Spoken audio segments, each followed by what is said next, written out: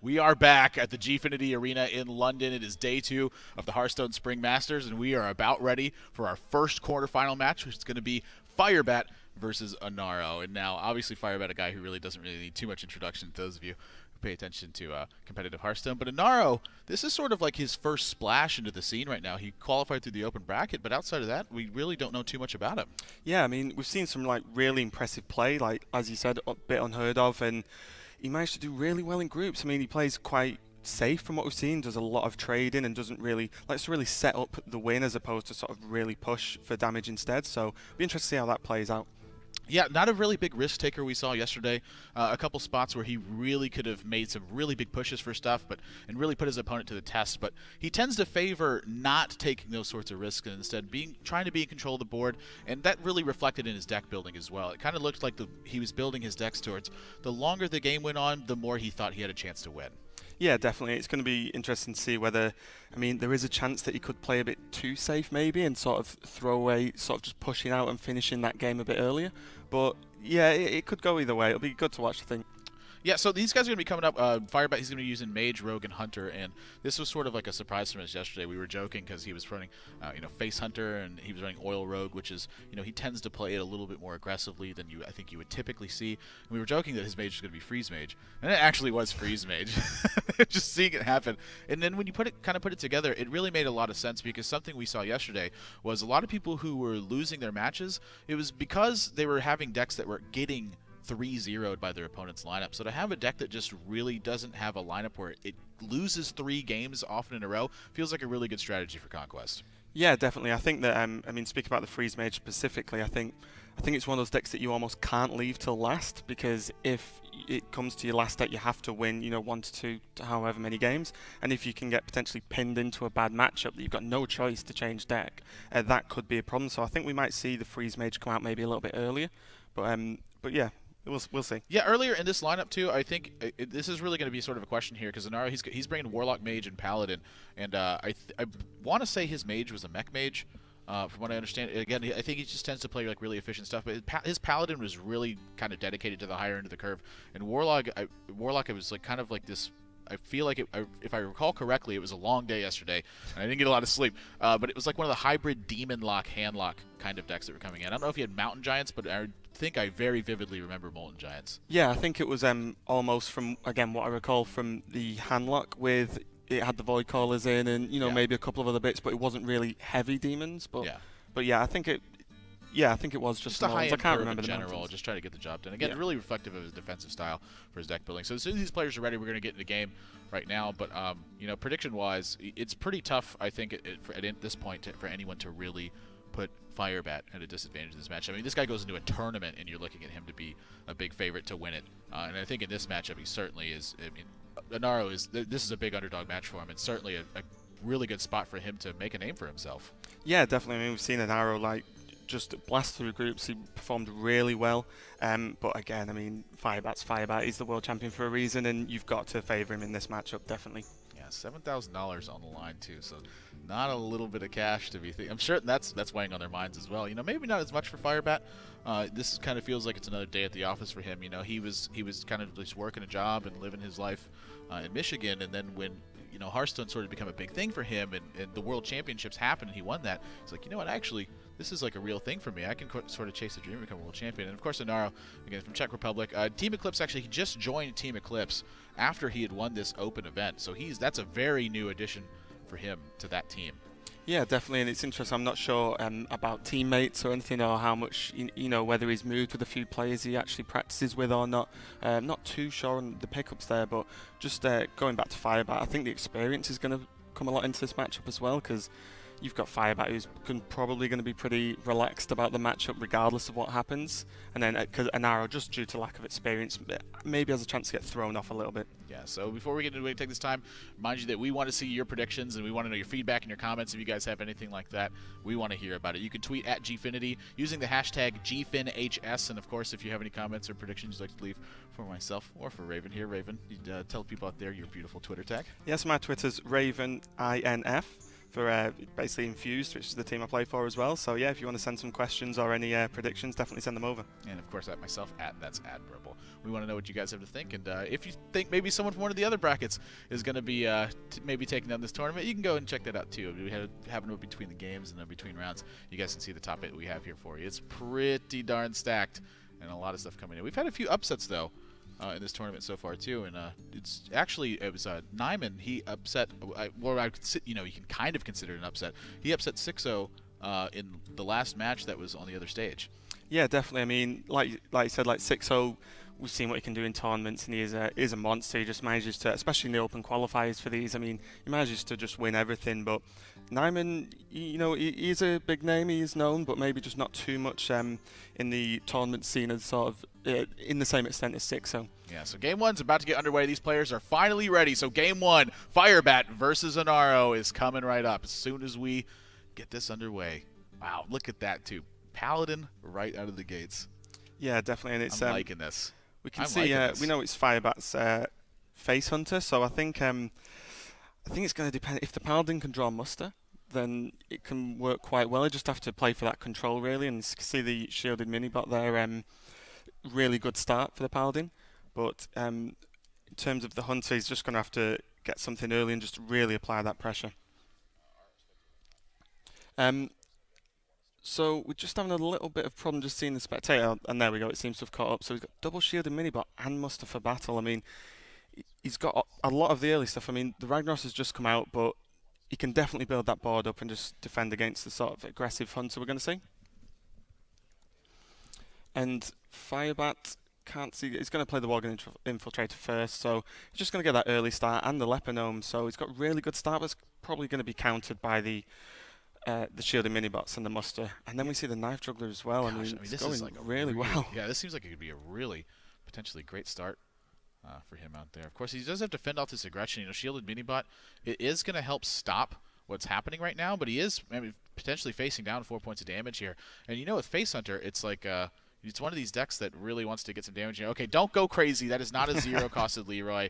This is a spectator bug that, unfortunately, we've been having to deal with a lot this weekend. So when Leroy is going to be played in this matchup, we are going to see a freeze on our spectator client. We're going to have to restart that real quick. So just be aware of that tech issue that's going on. We will have the other side of the matchup ready for you guys in the feed, so we're going to lose Firebat side when that happens, though. But that is not a zero-cost Warlock card that's in his hand. If only. What happened to the nerf? Yeah, that would have been a great one, and it continues to happen with his explosive trap. So maybe prepare yourselves here. Eagle Hornbar is just going to come down though, and I think this is just. This hand's looking pretty solid. He's got ways to kind of stave off the aggression from Anaro here, and it looks. He's got 10 points of burst in his hand just with the Leroy and the Arcane Golem. If you count in the 4 that he's likely to get from explosive trap and Leper Gnome.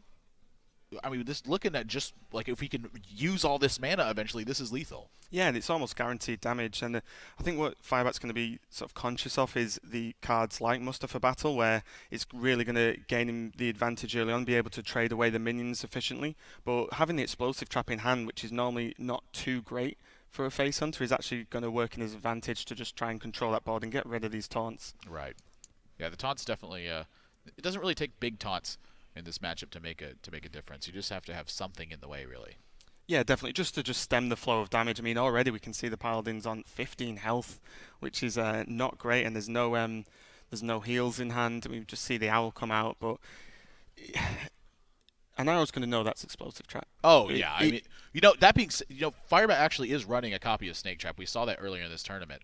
So he knows that he should be testing and expecting explosive trap here, but when it doesn't trigger, if he's paid really close attention, on the scouting side of things, he's going to know that one extra one is a snake trap. Yeah, and you've got to presume the level these guys are at, they're going to do their homework as the tournament starts. But I think with playing the trap against this board, that unless he's really trying to bait him out and force the Paladin not to attack, you just have to assume. Glaive Zuka gets drawn, not going to be able to really utilize this weapon for a bit here. And I'm curious, it looks to me like this Wolf Rider is going to end up running into the Knife Juggler this game.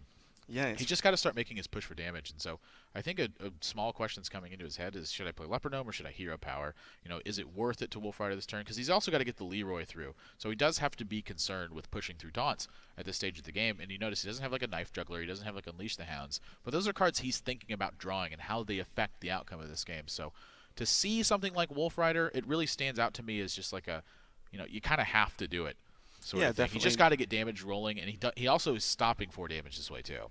Yeah, and I was just exactly. So I mean, for the Leponome, you sort of probably weighing up. Does he want to drop it down, because the later you drop it, the less chance of it actually dying and actually providing that extra damage and maybe being blocked out before you've already got the aggression. But yeah, I mean, he's made the gap. I mean, Anaro's going to get the healing from the weapon, but as we can see, I mean, he's had Leroy and Arcane Golem in his hand for quite a while, so he's got the damage. That True Silver Champion actually makes a big difference here, because Leroy at 5 mana, he doesn't have the damage to kill this, and Firebat is looking, I mean, he's staring down the barrel of lethal next turn. Like, he's down to 8, and he's facing down 10 damage. He actually needs something here to really pick this up. And, I mean, this is only 9 damage with Leroy and the Eagle Horn bow right now. Yeah, I mean, does he? I think he just has to track it. And I think he's got to find. I mean, he's got to find something like Unleash, or would Abusive Sergeant be enough? I don't think so. So, 4, 5, 6, 7, 8, 9. No, he's like 1 damage short on all fronts. This is really crazy. This is not normally the way this game goes, because as the Paladin, he probably wants to stall out the game a bit more and just sort of try and get heal up and last that long. But the Paladin's actually rushed the Hunter down just as fast. He doesn't really have an option. He's got to just hope that his damage is enough to get it done. And I mean, he's going to have to kill one of these minions. I mean, drawing the Wolf Rider, at least he can do it and still do something else. Or is he just going to... Oh, okay. I think this is just concede. 1, 2, 3, 4, 5, 6, 7, 8. Yeah, he would have had the damage anyway. Yeah, there was just nothing he could do. Wow, so 1 damage off of being able to kill his Paladin deck, and I think that's a really big sigh of relief for Anaro, because with the nature of this aggressive lineup, Rogue lines up pretty well versus Paladin as it is. I think this Hunter's going to line up extremely well versus this Paladin deck. That True Silver, again, towards the end of that was a really important draw. Super good pickup for him. And against the Mage deck, it's a Freeze Mage.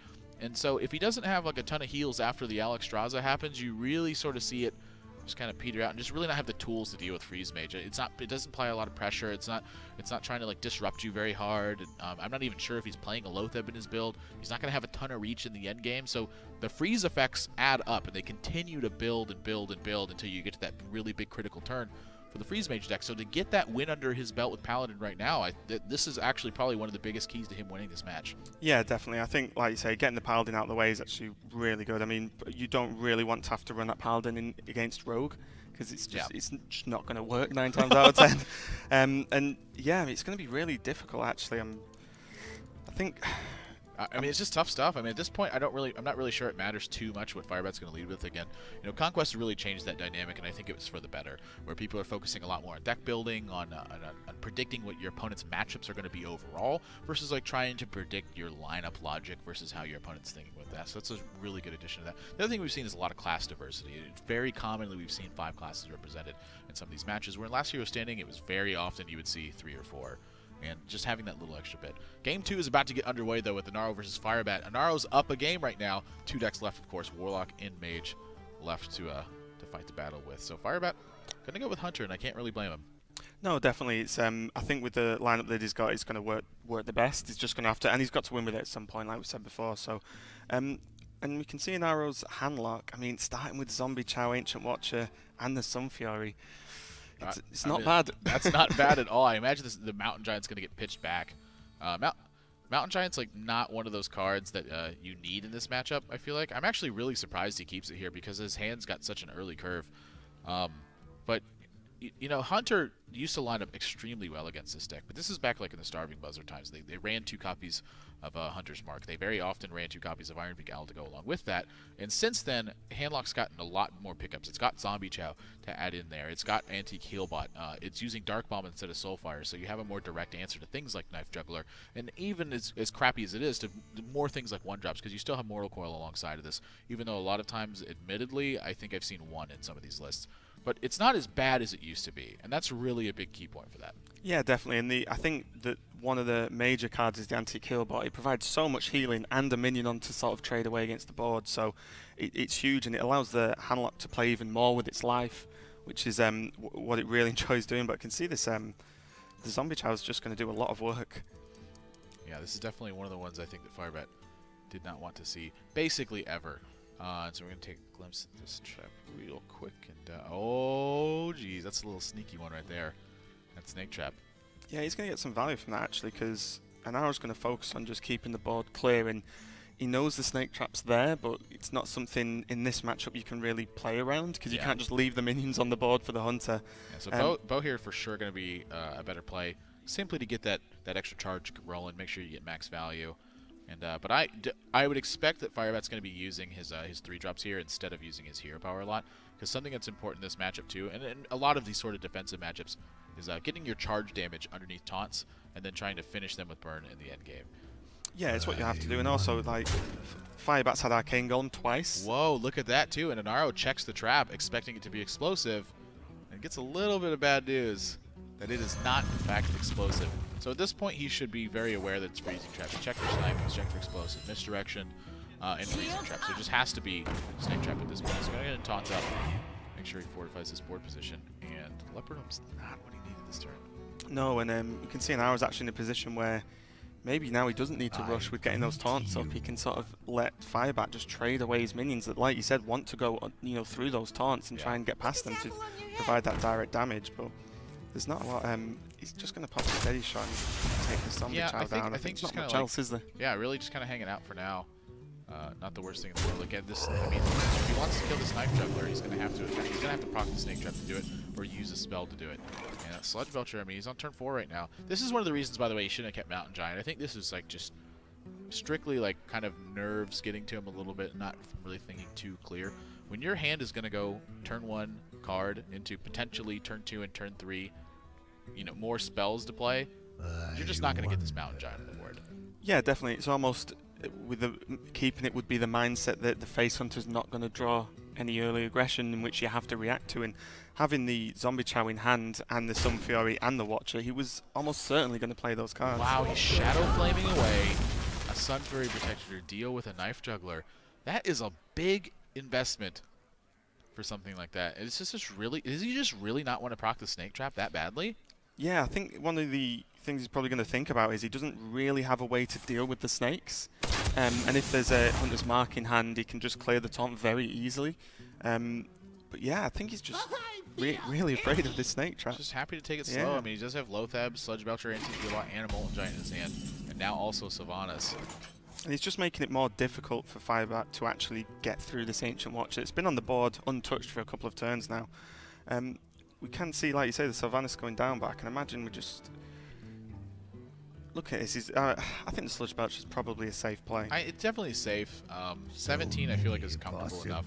Something that I sort of been liking to do is when I'm in a spot like this, if I don't really have a big need to play something big like a Lothab, I kind of just get the Antique Healbot out of my hand. But, there is a lot to be said about the big swing turn with having a Molten Giant and then having Antique Healbot to back that up. So I'm certain that comes into effect right now. Like, say he was low on cards and he didn't have any Molten Giants in his hand, he just had a bunch of taunt minions, then you might see him do something like try to couple Antique Healbot with Vargas. But with a hand like this, I think it's good to wait for the swing turn. And just play the Lothab and make sure that you can just start getting damage in. I mean, this is a 5-turn clock right now. Yeah, definitely, and you can see that Firebat sort of used the bow there even without the trap proccing to get the extra charge because he drew another one, so he's probably just going to... Oh, I think he's just going to go for it. I think he's going to... I think he's like actually going for it. If Arcane Golem is the one he reaches for first, I imagine Wolf Rider is following suit. Yep. Wow, so, I mean, this is really the big turn. He's going to take out almost half of Anaro's life, and he's got the Molten Giant, but he does not have something like a Sun Fury Protector to couple with it. Twilight Drake is not the greatest right now. I mean, you're looking at Molten Giant Sludge Belcher or Antique Healbot Molten Giant. I mean, both of those plays are, they're kind of scary at this point. If he has a Sludge Belcher behind this, he's going to lose to something like a Silence. Yeah, definitely. I imagine the Antique Healbot's probably going to be the safer play. Just because he can trade away one of the minions. But, wow, he's just initiating a race too. So. Oh, and Kill Command gets drawn. Is this enough for lethal? So he's got 7 on the board. He makes 3 dogs. That's 10 points of damage. And then he's got the Kill Command. He's 1 damage off of killing his opponent right now. Because he doesn't have the mana to use that hero power. Yeah, definitely. His opponent's just going to hold back. Got 16 points of damage. Is he just going to completely risk it? No, he's got to kill the Antique Healbot. You're right. You can't just let yourself die to Dark Bomb, can you? Might. Oh. No, you can't. You gotta kill. He's thinking about it. Oh, and there's okay. the trade. Okay, this is definitely a good trade. I mean, if you let yourself. Oh, jeez. This is a 50-50 chance to win the game or lose the game right now. I think you go for it. You have to go for it. I mean, this is like, are you going to get a better spot than this? If your opponent's got kill command, if they have a silence, if they have something big, he's got to go for the Ragnaros, and Anaro's got a 50% chance to win this game right now. Oh my gosh, that is such a brutal miss, and Firebat's going to pick off game 2 and tie this series at 1 game apiece. Huge. I mean, fair enough to Anaro. You've got to go for that. He's 1-0 up. You can take that game, but oh gosh, you know, I gotta love that risk there. What a heart from that guy, just to understand that there's not a big, you know, you can't go for the defensive play in a situation like this. You're just gonna lose to so many cards. Even if your opponent doesn't have one right now, they have a big chance to draw one. Go for the big play. Go for the big win. You'd be up 2 games to 0 after that one if it succeeded. I think that's a great spot to be in. I think anytime you're 50-50 against the reigning world champion, I think you're in a pretty good spot. Yeah, definitely. I say so myself. You've got a coin flip to go 2-0. Yeah. And in a position where if you don't, you're probably going to lose next turn anyway. So I think you just definitely have to. Or just even rather, there's a very good chance. Yeah, there's a high chance. Especially with the fact that he puts the Arcane Golem in the face and then took a defensive play by putting the Wolf Rider into the anti-Keelbot to play around something like a Hellfire or a Dark Bomb. It's really sending you a signal that, like, hey, I have enough damage in my hand to finish this game. I don't need the 3 damage from this Wolf Rider I just played. So really good stuff there for Anaro. Just unfortunately, you know, sometimes the rag shots are brutal. They just don't work out. So Hunter's down in the books now. He's got Freeze Mage and Rogue left to win with versus Handlock and Mage. I mean, I still got to feel like this advantage is going over to Firebat. Freeze Mage is just, I feel like it's going to perform so well versus both of these decks. Yeah, definitely. I think we're probably almost going to see it next. Just to he was probably going to hold off and play the Rogue first, just because, like you say, the Mage will actually perform quite well versus both. So at worst, he can be 2-1 down and then finish with Mage twice. So it's pretty safe. You know, something else that happened too is in the Handlock matchup, it used to be really brutal for Rogue decks back in the old Miracle days. They didn't have stuff like Tinker Sharp Sword Oil. They didn't play stuff like Violet Teachers.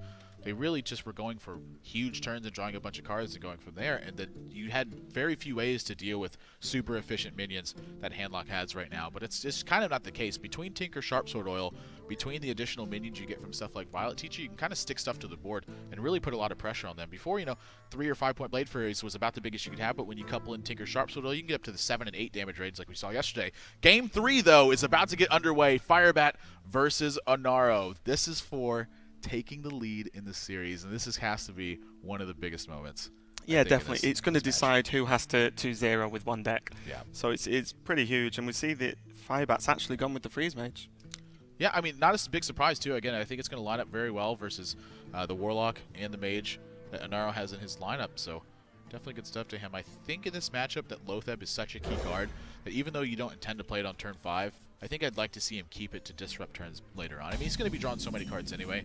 He's likely going to be getting to those scenarios, but Lotheb is one of those cards I feel like he has to draw if he's going to win this match. Yeah, 100%. You need it just to buy yourself another turn at those points in the match where one single turn is the difference between winning and losing. Once Alexstrasza comes down, you almost need to just stop the follow-up. Yeah, so Mad Scientist is going to come out early. He's got a loot hoarder to follow that up. So this isn't like damage that Anaro can just completely ignore. Something that's really big in this matchup is when the Mage is actually able to utilize minions and start getting a lot of damage out of it. They have a lot of burn spells in this deck. They don't necessarily have to Alexstrasza you. And that's part of what's working against the Warlock's plan is they want to get to, like, the 15 to 10 life range and really utilize Molten Giants after your opponents had to expend so much stuff killing these huge minions you have on turn 4 and turn 5 and so on. But when they get down to that point, Mage is just drawn so many cards that they typically will have 15 points of burn in their hand. Yeah, definitely. You just can't afford to take that risk because that's what this deck's built to do: burst you down from in and around that health. Yeah. So it's very risky. It's like you're Alexstraszaing yourself. Yeah. Yeah, and because the Mage has so much freeze and so much control, getting to that sort of health, whether it be through the Mage minions, which they never really rely on, but it is always a bonus. You can see the influence it's playing here, by the way. I'm sorry to interrupt you, but just look, he's playing Sunfree Protector on turn 2. If he was going to play this on turn 2, I'm sorry, on turn 3, I would have liked to see him play it on turn 2 to contest what's going on. But at this point, he's felt so pressured by a couple of these minions, he felt like he needed to play this. Yeah, definitely. And from turn 3 against Freeze Mage, you don't normally see 3 minions on the board that can actually start to worry you in terms of the damage they provide. So I think Firebat's had a really good starting hand to get that card draw. I mean, all the cards on the board and half of the cards in his hand actually cycle through his deck. Yeah, you know, another problem with this too is that when you're attacking into their minions like this, you're actually almost giving them an advantage because you're just kind of killing everything they have and going forward from there. So Ice Block going to be, yeah, secret here. So let's pick up another card from Acolyte. Really keeps that from rolling. You know, this isn't a bad Doomsayer turn, I don't think, but I think in this matchup, the only thing that's going to take out the Doomsayer is Iron Beak Owl because you can almost always come with things. You just have so much time in this matchup. Yeah, and we can just see Firebat's just drawn the Frost Nova, so he does have that combo available.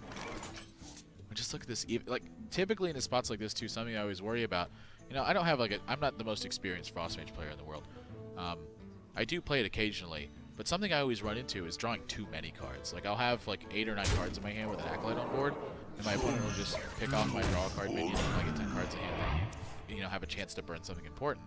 But even in this spot, if he would have killed both of his minions, he would have drawn to 10 cards. He's got perfect hand control.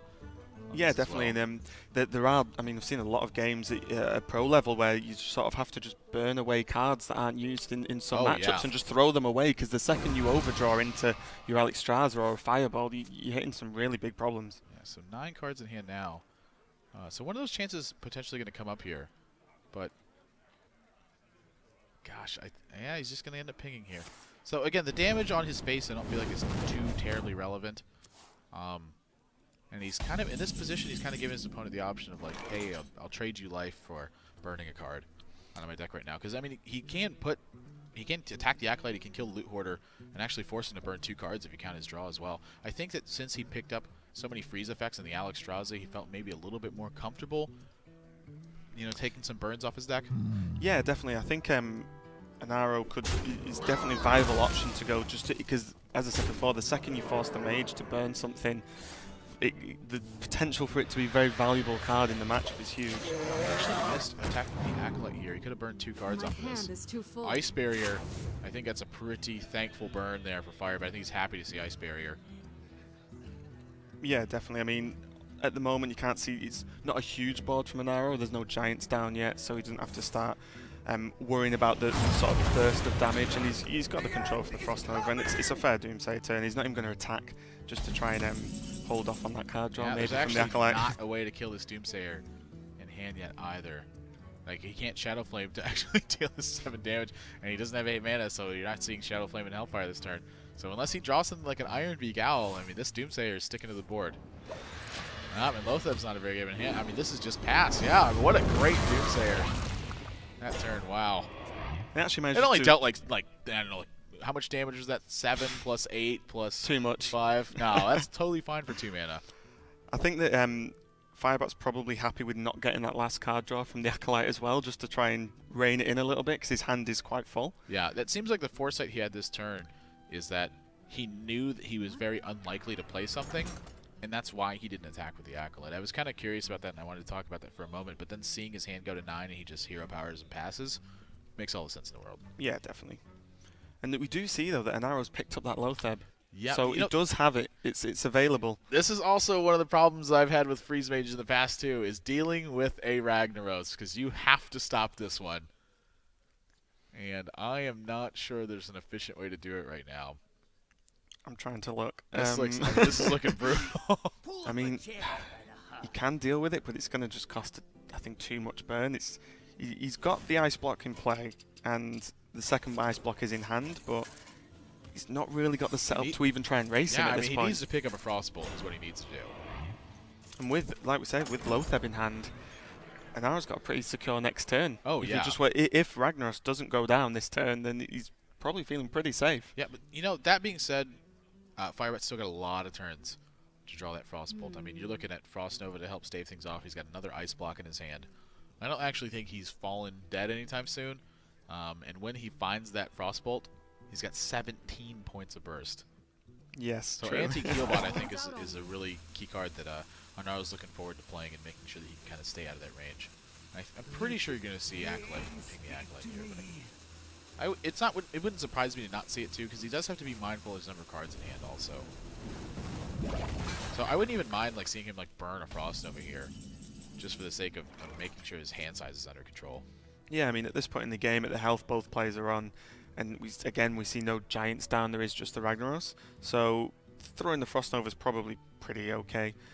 Like you said, just to ensure not to overdraw, and because he's getting to the point now where there's cards like his second Fireball and Antonidas that he just cannot burn. Right. He just cannot. Frostbolt's really his most important burn Yeah. right now at this point. Actually, I don't think Antonidas is even really on his radar right now. I think he's looking to try to find a Frostbolt in this game. I'm sure that anti-Keelbot is definitely putting a damper in that. He's actually just going to Shadow Flame this anti-Keelbot away too. There's the Archmage. So he is going to burn a card here though. He's got 10. He's down to 6. Second Ice Barrier. I think he's happy about that. But Alex Straza, I mean, I can't imagine Alex Straza really not hitting the board this turn. I'm kind of hoping you can get the job done, but I mean, maybe he just feels like he feels pressure to kill this Ragnaros. Yeah, maybe. And he wait a second. Hang on a second. Is he just going to go for the old Fireball? He might well do. I mean, you know, he's got the double Ice Lance in hand, so it is possible, and it pretty much guarantees that with the other Ice Block in hand as well, he can just cycle through these. He does have 9 cards left in his deck, so he has an almost 25% chance to draw Frostbolt in the coming turns. Would you want to risk it? I'm certain these are all things that he's thinking about. I mean, this is a guy who does like geometric distribution charts when he's figuring out how to build these decks. Yeah, if there's someone who actually plans ahead and does the research, it is Firebat. He is just hovering over that. Yeah, so he's going to go with Archmage here. And yeah, this is actually really smart too. I mean, he doesn't need to freeze the Ragnaros, obviously. Dealing 4 damage to that is pretty irrelevant. So with that Ice Block down, I think he feels really comfortable about this. And it's just a matter of getting in a couple extra points of damage. I mean, so next turn you're looking at it, it's like, oh, that is a really interesting draw actually, because he can Iron Beguile his own Ragnaros if he wants to pop this Ice Block. Like 100% pop this Ice Block this turn. Yeah, I actually just got to really think about whether that's going to be enough though, because we can see 3 Fireballs in hand already, and the other Ice Block. So if he chooses to push in, has he really got an answer to Antonidas, even just hitting face? Well, he can also, I mean, he can taunt up the Ragnaros after that too, and I think that's probably his best bet after that. But I mean, you do have to pop an Ice Block, and you have to occupy some of your opponent's mana, I think, and make sure he's seen both Ice Barriers gone. And maybe if he's thinking about it, he's going, you know what? He's got to have another Ice Block to live next turn. Maybe I should just go for it. Because if you want to kill the Archmage Antonidas that bad, you can just do that. You can also just silence his Ragnaros and run into the Archmage Antonidas if you wanted to. I mean, what's Silence really going to do in this matchup? Lotheb, to me, obviously, seems like one of his good bets. He's just going to roll the Ragnaros dice, man. he's just feeling it. And it's going to pop the Ice Block now, and that's an 8-mana Ice Block that Firebat's going to have to play. Yep. So hanging on to that Lotheb until this critical turn really made all the difference in the world. Yeah, definitely, and there's not much choice. I think Firebat just has to Ice Block, and as you said, the Lotheb coming in just at the moment where things could get a little bit dicey for Anaro was just completely flipped the game. Wow. You know, Firebat's got to be thinking about how Silence works on the other side of the board too, because even if he tries to go for something like a freeze and a Doomsayer on this board, his opponent can just silence his own Ragnaros and attack again. Yeah, it's looking a bit tight. Yeah, I mean, Ragnaros has been that's been the major card in this matchup so far. As you said, it's really difficult to deal with as well. Yeah, so it's difficult for Freeze Mage to deal with. Yep. I can only imagine how different this game would have been if a Frostbolt would have been drawn. Yeah, I think, you know, this is probably one of his best ways to actually try to win the game, is to get it clear with his Doomsayer. Yeah, it's probably his only option to hope your win as opponent opposed to doesn't have a just silence, as opposed to just lose a turn later. Even if he plays the Ice Block and the Ice Block gets popped next turn, you know, this is actually another way to do it too. So 6, 7, 8 plus 8, 16. Actually, no, he's just dead this way too. Yeah, because he can't actually kill anything. Yeah, that's just gonna do it if he spawns this this Iron Beguile. 6, 7, 8. Yeah, maybe. Let's see if he sees it first. Well, the other thing I'm looking at is maybe there's I think there's a couple ways to get lethal this turn. Yeah, he does spot the Iron Beguile right away. So Anaro gonna take a 2-1 lead now. over the reigning world champion. I mean, this is you got to be like on your back foot now with Firebat. He's down to his last, his last game. He has to win 2 in a row at this point to win this matchup. And Anaro, he's got to be feeling good, man. Coming to this match, maybe a little bit of nerves. Your first major tournament. Yeah, 2-1 in the top 8. It's definitely the perfect scenario for him. It's what he needs to overcome Firebat. I think he just has to. Him getting ahead is so huge, as opposed to, I mean, if Firebat went 2-0 up, then you're going to feel destroyed, especially because of the lack of experience. It's just, it's such a just such a massive task to try and come back from that sort of score. Having momentum behind you and really being able to, stay on even keel and make sure you're not letting your sort of, preconceived notions get the better of you. That's a really important thing to have. What I am curious about is how many different lethals he had that last turn, because I'm pretty sure there are a few or a couple ways to do it. But we're going to waste no time getting into game 4. It's match point for Anaro, and Firebat's going to need 2-0 to win this one up. It's game 4, Mage versus Mage. I gotta believe that this Freeze Mage has an advantage here. It feels to me that's like the reason he brought this deck to this tournament. Yeah, definitely. I mean, we've seen so many Freeze Mages of maybe slightly different variants, but we've seen almost all the players have brought Mech Mage. Oh yeah. So bringing the Freeze Mage just as a bit of a counter, and it's almost not a guaranteed win, but definitely a favoured matchup. Pretty decent opening hand for both these players. Hogmaster, not gonna be. Yeah, that Mirror Entity is probably one of the worst draws in the deck, by the way. Just not really gonna ever get good value here. It's actually kind of a liability because if you get Mirror Entity out, your opponent can just play Doomsayer, and then your opponent's gonna get crushed. Yeah, I mean, I saw there's a warrior deck going around at the moment where they just put 1 Doomsayer in just to completely counter. Mirror Entity, yeah. Yeah. It's really difficult. There's even talks about just taking Mirror Entity out of Mech Mage. just because the second you draw it, it's just horrendous. Yeah, I mean, there are some matchups it's okay, but I really don't like drawing Mirror Entity. So, looks to me like that's an Ice Barrier underneath there. Yeah, so it's going to be Ice Barrier. You can tell by the lack of green border around that Ice Barrier in his hand, indicating that it is not playable right now. Just a tiny little giveaway. It's a tough one here. I mean, he's pretty safe from, the Ice Barrier is going to soak a lot of the damage. I think he's going to be looking to try to occupy mana, but it's just, I think it's not going to work at the end of the day. So, like, if he plays something like Loot Hoarder, Anaro can always ping it, so he's going to lose his turn that way, basically. But I think he would just protect it by attacking with the Mech Warper, and this is something that I think Firebat realizes. So he's just going to choose to Frostbolt, make sure, again, he's trying to disrupt his opponent's curve, take as little damage as possible. Second Mech Warper, though, he's like, you know what? I think I want that guy back. Yeah, and there's always the fear that you don't know what's in the Mech Mage's hands, so Mech Warper can actually really accelerate the game. Oh, yeah. Like, if you're seeing something like Mech Yeti or Piloted Shredder, come out of that guy, it's always really... Oh, my gosh. That is an excellent draw right now, because without a Frostbolt and without a Fireball, that Doomsayer is not going anywhere.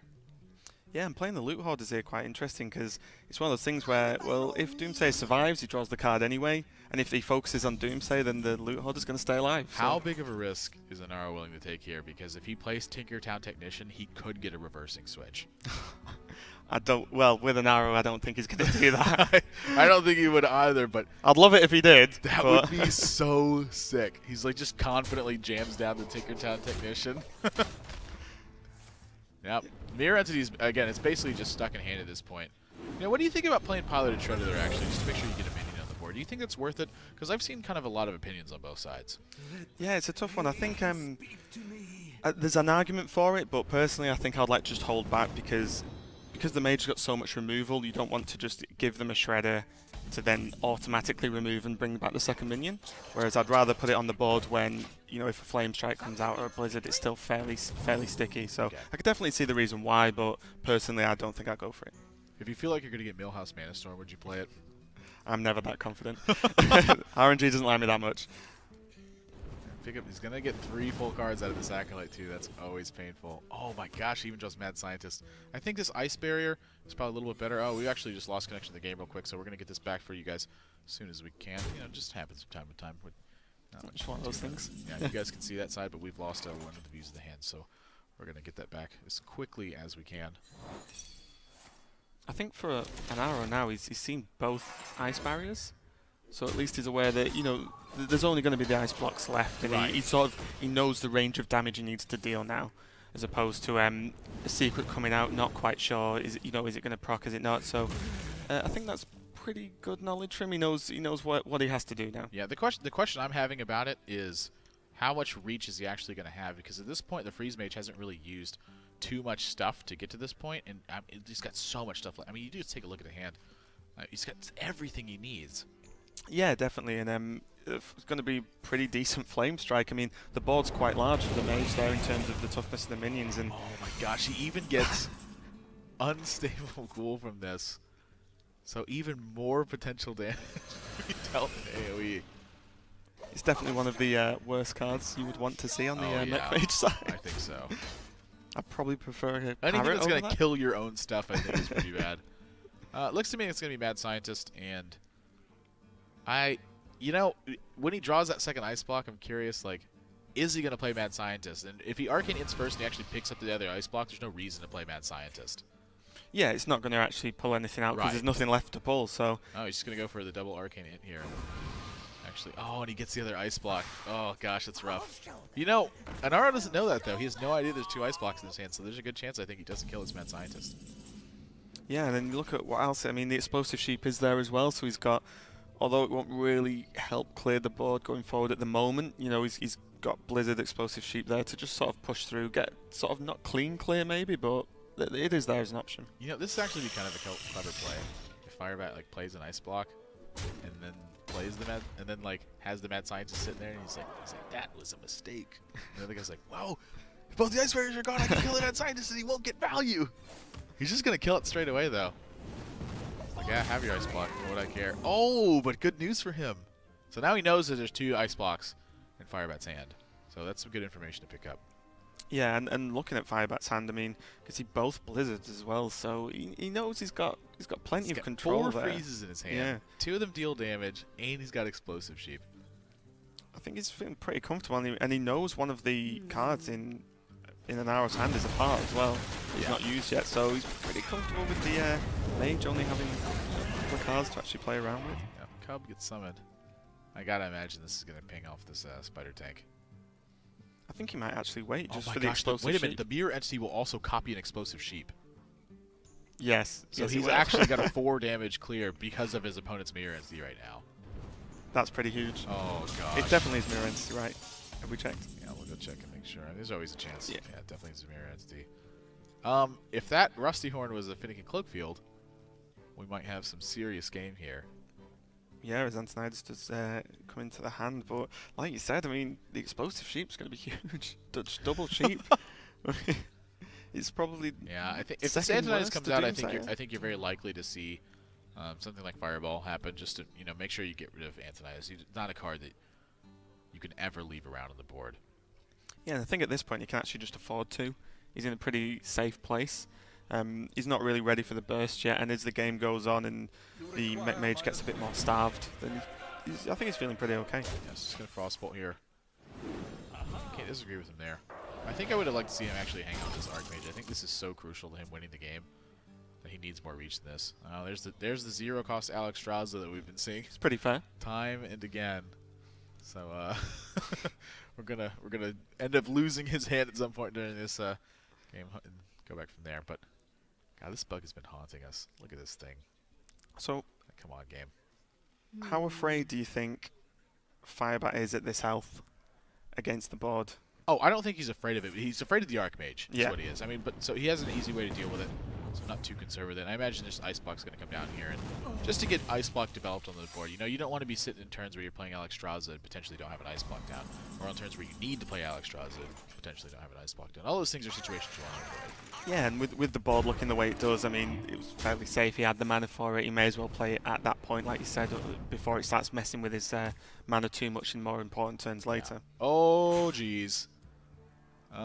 This may be a drastic turn of events. I mean, he has to play the sheep first. Does he have to play the sheep first? Does he want to give an Antonidas? He could play the Blood Mage first if he wanted to, maybe. Yeah. I don't think it'd make much difference here. Yeah, so sheep's gonna clear this board out. Oh, and Ar's just throwing out the well played too. Yeah, really a liability in this matchup is Mirror Entity. It's pretty rare that you can actually consider a card like that a liability, but it truly is in this matchup. Yeah, definitely. It actually cleared the Anoitron as well, so because of both the sheeps, it takes the Divine Shield off, then kills it. So it's pretty good value from that. Anoitron, gosh, these are such there's such a low-end draws, too. He's not picking up the Blast Mage. He's not picking up those Mech Yetis. He found Archmage, but I think he used it a little bit too soon. Yeah, I don't think he had the prep in hand for it. He wasn't really, had everything he needed to actually get even sort of medium value from it. It was just sort of, yeah, I can pull one out and hope it survives. Firebat still, he's got to play around the second mirror entity here, though, so sort of consistent with last time. I don't think he's going to play this Alexstrasza or this Archmage Antonidas. What do you think about the Acolyte of Pain? Do you think it's... He's got to do something, and I think actually drawing cards for Firebat is probably a little bit more important. Wow, he's like, you know what, you have your Alexstrasza. He just doesn't care. He's got the Ice Blocks for it, so like even if his opponent has enough damage to really put a ton of pressure on him, he's got everything to go with it. All right, so that Alexstrasza is going to play. We're going to have to drop our feed real quick and rejoin the game, make sure we get queued back up. Yeah, so we do see he actually freezes the Alexstrasza as well, so he's really safe. He just decided to use an Ice Lance there just to slow the damage down and maybe, and delay that Ice Block potentially proccing. So I think he's in a pretty safe place. Actually gets a point of damage on this Alexstrasza too, so Firebat's going to take this out. But, you say safe place, but he's looking at the Archmage Antonidas on the other hand. And obviously Anaro doesn't know that, but I mean, we can see what's going on here. And he's drawn so many cards at this point, he's just got everything. The Ice Block is still down. He's going to pick up more fireballs from this. His opponent's board's frozen again. I mean, there just looks like no hope here. Yeah, and Firebat again is going to know that that is a part in his hand, so he's basically down to top decking something. And when he's looking at it, he's got Blizzard, another Ice Lance, another Frost Nova. Yeah, he's pretty happy. This one's a little bit brute. And now a Flame Strike. Yeah, just like, which one do you want to do? Does it even really matter? No, not at all. Not in the end. Yeah, so just, there's the damage. There's going to be another Frost Nova. It's going to be even more fireballs. You get a fireball. You get a fireball. And there's actually just nothing Anaro can do here. He's just... Oh, is he going to Doomsayer? He's like, maybe I don't want to BM this. Whoops. I think he should. Whoops. I don't understand the whoops. He's thinking of the bang to himself. And so just kind of going through the motions at this point. We did see Lothar actually put a counterspell in his Mech Mage deck. For a charity event. So yeah, there's always a there's a counterspell and he messed it up. Maybe he'd have a chance. Maybe? No? Okay. Yeah, he's probably still pretty confident. Yeah, just going through the motions here. Firebat's going to take this game and tie it up. 2 games apiece. Wow, what a start in the quarterfinals. We're coming down to Game 5. Probably one of the lesser-known players in this tournament versus the reigning world champion right now. What a series this has been, and it's all going to come down to Rogue versus Mage.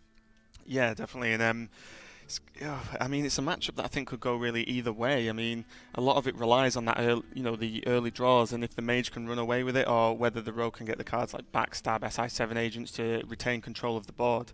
Yeah, it's going to be a tough one. But I mean, fair play to Anaro. He's pushed the world champion to the final game. Oh yeah, I mean, you got to feel good about that one. And like you said, sort of, drawing the right cards is really going to be the name of the game here. With stuff like Backstab, Deadly Poison, SI7 Agent, couple that with a Blade Flurry, you're looking at a very high win rate from the Rogue's perspective. Without those cards, they tend to struggle. They really need a good mix of minions and spells to really get the job done. But you have so many of them that it's kind of tough to not draw the right ones. Yeah, definitely. I think it's tough to actually have nothing at the start to deal with at least some of the early minions. But I think if Anaro can get a good Mech Warper out and then have the follow-ups with that, he could actually just run away too fast without an early Blade Flurry or Fan of Knives maybe to help push through the damage. Mech Mage can always just Mech Mage people. Yeah. And that's why people play it in the tournament. It has a chance to just win versus anything. Yeah, so what makes it so good. I know that when I play it on ladder, it just pretty much seems to have a very good chance to win versus anything. And then when I'm not winning, I just top deck fireballs. Yeah, and that's fine. Yeah. Or Dr. Boom. Dr. Boom, I always draw him on turn 7 too. I never draw him on like turn 6 or anything. We're just like, oh, there he is. You can't coin him out though. I never have the coin. Unless I'm Blackout's opponent, then I always have the coin. Yeah, so as soon as these guys are ready, we're going to be getting into Game 5, and looks like it's about to get underway, so whoever wins this one is moving on to the semis, and whoever loses, they're going home, and it all comes down to this, Rogue versus Mage. Firebat, of course, going to be bringing the Rogue deck, and Anaro. Hopefully he can put something together with this Mech Mage, and he's had some really good starts, but he hasn't really had the pan-outs afterwards to finish it. It feels like he's been getting disrupted and kind of, you know, dealt with very early on. Yeah, and I think he sort of missed the middle section of his game plan there. So he had a good early start the previous game, but then missed cards like the Blast Mage to really sort of put the pressure on. But we can see from Firebat, I mean, he's got a couple of good, you know, he's got the Deadly Poison, the SI. That's yeah, he's got a couple of good cards this one. Yeah, Deadly pretty Poison okay. SI, you know, he's got the coin preparation. It's all right. Yeah, it's not too terrible. But on the other hand, I mean, we see Mech Warper, Tinkertown, Sugar, and the Spider Tank. So, you know, I think it's going to be a pretty close one. Mech Warper, I think, is definitely one of the biggest threats to a deck like this. Firebat's actually got the answer to the first one, at least. Yeah, it looks like it's just going to be going Deadly Poison. This does throw off his curve a little bit, though, because, I mean, SI7H, you typically want to couple it with something to make sure you get good value out of its battle, or its combo effect, rather. Yeah, definitely. I think he would have to draw something to prep to make it worthwhile, but then you start to wonder that's quite a lot of cards at this point in the game to burn away on probably not a massive threat. Yeah, Naro's throwing out a couple of things here, too. Backstab is certainly one of the better draws in the deck right now. And Edwin Van Cleef is not too bad either. This is going to be a big Van Cleef that gets made. Oh my gosh. I mean, Anaro does have the Annoytron. He does. At least slow it down. At least slow it down. But, I mean, do you want to be slowing down your opponent when you're playing the aggro deck? No, but you probably don't want to die pretty quick either. Oh, so. he gets Mirror Entity right out of Van Cleef, too. Not that he would have played Mirror Entity, but just that card is likely to be stuck in his hand for a little bit. So, like you said, though, he is going to be able to slow him down for a bit. Maybe get something going. Yeah, and the Chugger's gonna, if the Chugger survives, it is gonna help with actually slowing down the weapons from the Rogue as well. Because I imagine he's probably just gonna go face just to sort of negate that push. But he has seen two Deadly Poisons though, so maybe he's not too worried. Yeah, that not only that, but he is looking at this Edmund Van Cleef, and you have to do something about this. I mean, a 6/5 on turn 4 attacking is nothing to scoff at. He has to have a way to deal with this. Oh, Dr. Boom could certainly be a game plan for him right now. If he gets to a safe Dr. Boom turn, that could really change things. Yeah, and he's got a few options there actually. He could have Tinkertowned and hoped for maybe the freezing part, just to again slow the Van Cleef down like you don't really want to do. But he's gone for the additional card draw, which is okay. It gives him a few options for the next turn. He's gonna go ahead and end up freezing him here. I don't think the dagger matters too much right now. In a spot like this, he's really just not utilizing it. His hand's kind of clunky as it is, and at this point, I don't think he really minds. If he draws something like a Sharp Sword Oil, it just gives him a Blade Flurry turn. But this is probably going to be SI7 Agent and Eviscerate. Had he drawn something like Preparation instead of that Blade Flurry, I think Azure Drake would have been really primed to come down. But as far as this is concerned, it looks to me like he can just sort of initiate a race and hope that the Azure Drake's give him enough board presence and you know, sort of pick up a card draw. Yeah, he's like able to go toe-to-toe with it. And like you said earlier, I mean, the Azure Drakes are going to help the Rogue draw into these removal cards even quicker, and there's still 4/4 bodies on the board. I mean, and at the moment, Mech Mage's got nothing. So something he's really got to think about though is how big he actually chooses to attack the Snow Chugger here. And I think what's really influencing him a lot is something like Goblin Blast Mage coupled with a Frostbolt. I think it's really weighing in a lot on how he chooses to approach the game. Yeah, and like we say though, Anaro he does like to trade and just play maybe a bit more conservative, a bit safer. So I think he's just trying to just not let the Rogue build up the damage too much, so he's a bit more free. So he's gonna let his Edwin Van Cleef act as a pseudo taunt. Oh my gosh, this game is getting so tense right now. Like both these players, like 1 mana off of these gigantic turns every single time. And Anaro though, he's gonna be I think the first one to a really significant like board-changing kind of card, like Dr. Boom. You know, Edwin really set the tone for this game, but Dr. Boom's really going to end up changing things. Yeah, I mean, if you look at the board for the Rogue, I mean, 4/3 and 3 health. I mean, the Boombots can quite easily do some pretty heavy work on that board. And in Firebat's still got to deal with the 7/7, which at the moment doesn't really have a good answer if Anaro can deal with the creatures himself on the Rogue side. So go ahead and take off this Clockwork now. Can't blame him. I don't think you want to give your opponent a Mirror Entity, but I think you have to start stepping damage at some point. Like you are pretty far behind in the race, and you got to get something done. And I mean, I would venture to say that this is going to trade off either. I'm sorry, it's probably going to trade off the Edwin Van Cleef here with this Tinkertown Technician. But maybe when he picks up Fireball, he's got another change of plans there. I mean, every single one of these cards is going to change things, and that's what makes such a big difference. I'm curious if Fireball is really going to weigh on his mind. Yeah, I think the boom's probably too good not to drop at the moment. Just because, like, as you said earlier, it alters the board. It can change everything. It forces the rogue to become a bit even more reactive instead of sort of pushing this board presence he's got. Yeah, I mean, it's so hard to not see Dr. Boom come down. Yep. Too good. Yeah, I mean, what else? I'm glad he's thinking about it, though. This is something that we actually didn't see from him kind of in day one, is he was really kind of rushing through his turns and not taking his time. I'm glad he's really calmed himself down and is thinking about how the games are going to unfold and how they pan out. That really makes a big difference. I mean, yeah, definitely. I think that as a player, you have to think of you have the time, so you can. There's nothing wrong with sitting and just think about every single play. Oh, sure. Even if you maybe know in your mind what the most optimal play is, even just thinking about all the others, just so you know what your options are. He's gonna go for face damage, and this could really end up punishing him. Yeah, the sap is pretty big actually. I mean, you can actually choose to just throw that away. Blade Flurry is a 2-point Blade Flurry right now with that Azure Drake on board. So if the Boombots fail to kill the Azure Drake, he's got like basically a full clear here. That's pretty big.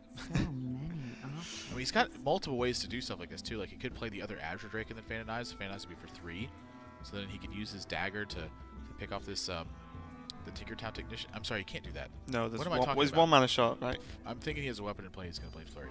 I'm getting way ahead of myself here. So Looking 3 turns ahead. Just so excited about I mean, this he can deal with the board.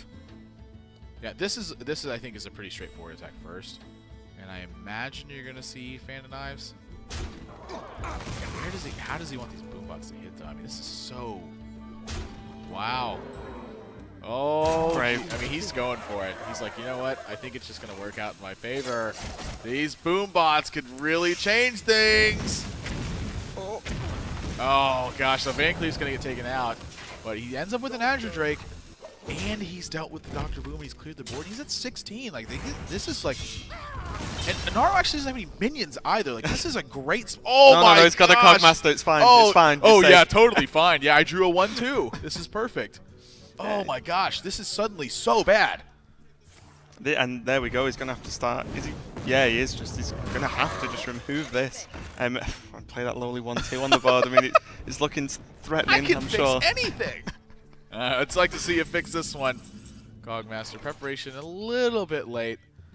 Yeah, I'm surprised you don't actually see the Drake, purely because he does have prep. Is he really going to play the Violet Teacher first? I'm really surprised he did not play Earthen Ring Farseer there. He's just He's going to sap straight away. I'm like really surprised by this actually. He knows his opponent's got 2 spare parts in his hand. Yeah, I was going to say this could work in a really strange way. Actually, he just plays it again with all of his spells. He's just looking to establish board. Oh, you know what? This is actually really smart. He's going to use the Earthen Ring Farseer to make sure that his Violet Teacher is better in combat. Ah, so it can just trade. That's actually really smart. Oh, this Violet Teacher's going to get taken out because he drew the mech. Oh, He's yeah. got Whirling Blades, the, the Pilot Shredder, and the Hero Power. That's actually huge. You can just deal with it straight away and sort of just maybe not even it up too much. I mean, you can see there's your Drake and the Farseer, but. Oh, he's not done it. Oh god, he's just gonna push for damage. I am ready to look. I'm actually really surprised he didn't take it out. Yeah, and like we mentioned before, I think it was a bit. Gosh, these draws are getting. I mean, this is the power of this Rogue deck, though. Is once it gets to these kind of stalemate positions, is stuff like Azure Drake ends up being such a big draw. It's like, how do you really come back from this? Don't think he can with double Farseer as well. I mean, that's the other thing too. Is like, safe. Not only does he have to like get the board position to be able to fight everything that's going on, but he has to actually kill him after that too. Fire Teacher run in. Let's see. Oh, Melvin line. Just clean this up. And I'm guessing. I mean, he can keep his Violet Teacher out of range this turn. And I think it's probably just better to heal yourself though, because this still puts your opponent like in a really peculiar situation. Like, do they kill Violet Teacher? Do they kill Azure Drake? Do they just go face? And if you end up healing your Violet Teacher and they go for face, you feel really bad in that spot. Yeah, definitely. And you can't actually, there's always a chance that the Rogue's got something to just completely burst out and win the game. But I don't even think the Mirror Entity's actually going to do too much. Well, Knife Juggler's okay. Oh, he should have traded that first. That was actually... Oh my gosh, and Sprint gets drawn. That is huge right now. He's going to pick up 4 cards for 4 mana. Blade Flurry. Oh, gosh. They're getting... And another oh, my Violet. God. Oh, jeez. Oh, this is really bad for Anaro right now. He just seemed to draw the perfect set of cards. Oh, my gosh. It's like... I'm trying to think of like what actually would have been a perfect set of cards, and the ones that I'm thinking of are just not even rogue cards. So I don't. Probably not going to happen. Yeah, it's definitely not going to happen. I don't know with the Warlock bug we've been seeing. Yeah, true. Maybe it's going to change. Just 0 cost Alexstrasza. Yeah, it'd be perfect, right? There are a lot of different ways to clear this board, and I think what he's got to been focused on mostly is when he has this big of a card, this much card advantage. Is he's just focused on not dying right now. Yeah. He's got so many ways to win the game. Basically, all he has to do is not die, and he's going to win. Yeah, definitely. And again, he knows the part. There's just one part starting to... As Mech Mage, when you run out of steam, you really having some major problems. And with all these answers he's got, I mean, the backstab, and all he's doing is spawning more threats. The Mage is going to have to deal with one card. And the Shredder, Yeah, he knows the one part, it's a spare part, too, so... Even if it was something like Fireball, even if that was like a Whirling Blade, he wouldn't have enough damage to kill him. I think Firebat's just locked this game. Yeah, it's crazy. I mean, that sprint just completely delivering what he needed straight away. It's crazy. Is freeze gonna be enough? No, it's just okay. So he can. Wait a minute. I think he's got to go for Explosive Sheep. I think he's got to go for Explosive Sheep. What's he gonna get? Oh man. Oh, not good enough. No, it doesn't help. Needs way more minions on the board to utilize that. And there's no way he's stopping all this damage. It's 4 from the dagger and 3 from these Violet Apprentices. Or I don't even. What are these guys called actually? Yeah, Violet Apprentices. That's going to be enough to do it. Firebat in a very close series is going to take this 3-2. Wow, what stuff. Oh, and he's just going to sprint. Yeah, just why not? Let's see what I can get.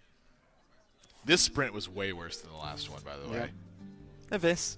Okay. The rest nowhere near as good. You know, I guess it could always be Ice Block. Like, are you ever worried about that? No. Not at all. Like, it's just Ice Block and he just rips Fireball and kills you. Firebat's going to take this one. Again, 3-2, a very close series. Yeah, I mean, gosh, I think such a big difference coming into this matchup that you saw here too is how much leverage he was able to get in his individual matchups. Freeze Mage did so well against what it was. Even though it lost a game, it felt like it was in contention the entire time. So the Rogue deck, you know, one single draw. He basically could have drawn a sprint in anywhere in that game, and it would have been almost just as effective. And then picking it up at the turn he did, it just almost completely shut out the game. And that's just happening at every step of the way. All of his matchups felt good. And so, I mean, you got to give credit to Anaro in a situation like that. I think he had bad matchups in pretty much every step of the way. Still managed to pick up 2 games. Yeah, definitely. I mean, the picks just really didn't go his way overall. But, I mean, fair play to him. He's done really well in pushing the match to 2-3. You know, you've got to be happy with yourself, really. Yeah. You know, against the world champ. I mean, what other than taking the game, which was, I mean, even the last game was really close. There's plenty of opportunities for it to swing either way. Yeah, for sure. So getting a little bit of experience going. You know, first major event, and of course it's also a LAN too, so that's nice. Kind of get those nerves going out of the way. You know, if he's going to have a future in Hearthstone, certainly everyone's got to start somewhere, and I think this is a good start for him too. Again, going best of 5 all the way with Firebat. So Firebat going to be moving on. He's going to play the winner of our second quarterfinals match. I wish we had a bracket up right now. If we could take a look at that, see what that one is, that would be fantastic. But we're going to go to a quick break, so if you guys have any comments or feedback or anything you'd like to leave, you can do so tweeting at Gfinity using the hashtag GFinHS. But we're going to go to a quick break, and after that, the second quarterfinals match. So guys, don't go anywhere. There's plenty more Hearthstone today.